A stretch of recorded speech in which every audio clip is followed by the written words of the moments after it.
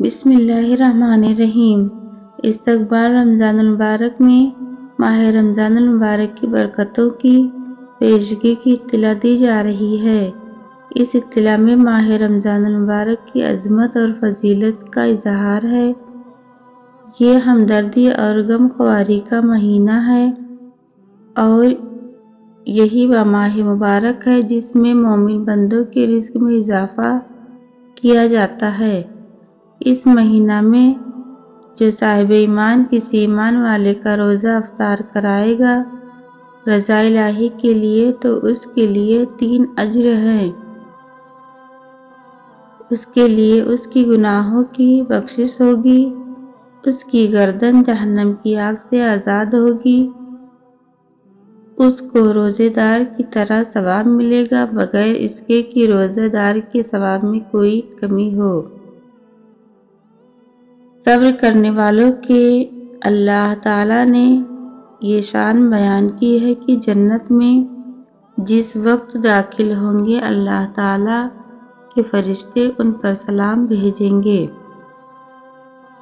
رسول کریم صلی اللہ علیہ وسلم نے شعبان المعظم کے آخری دن میں خطاب فرمایا، اے لوگو، تم پر ایک عظیم مہینہ سایہ ہونے والا ہے۔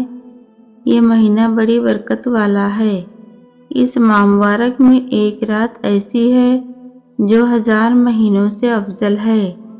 اس ماہ مبارک کے روزے اللہ نے فرض فرمائے ہیں اور اس کی راتوں کا قیام، نماز تراویح زائد عبادت ہے جو رمضان المبارک میں ہی ادا کی جاتی ہے۔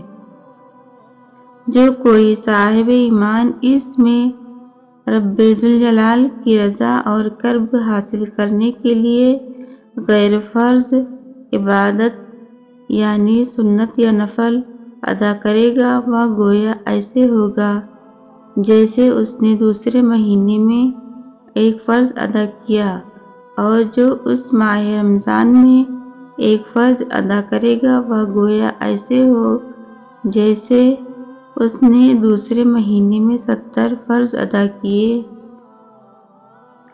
یہ صبر کا مہینہ ہے اور صبر کا ثواب جنت ہے۔ صبر والوں کے لیے اللہ تعالیٰ کی طرف سے سلامتی ہے۔ روزے گنتی کے دنوں میں آتے ہیں اور گنتے گنتے گزر جاتے ہیں۔ رب کائنات نے محدود دنوں کے باوجود اہل ایمان کے لیے آسانیوں کی بشارت عطا فرمائی کہ اگر کوئی بیمار ہو یا مسافر ہو وہ کسی روزے کے رہ جانے کی صورت میں بعد کے ایام میں گنتی پوری کر لے، کیونکہ رب ذوالجلال والاکرام اپنے بندوں کو آسانیاں عطا فرماتے ہیں، دشواریاں نہیں چاہتے۔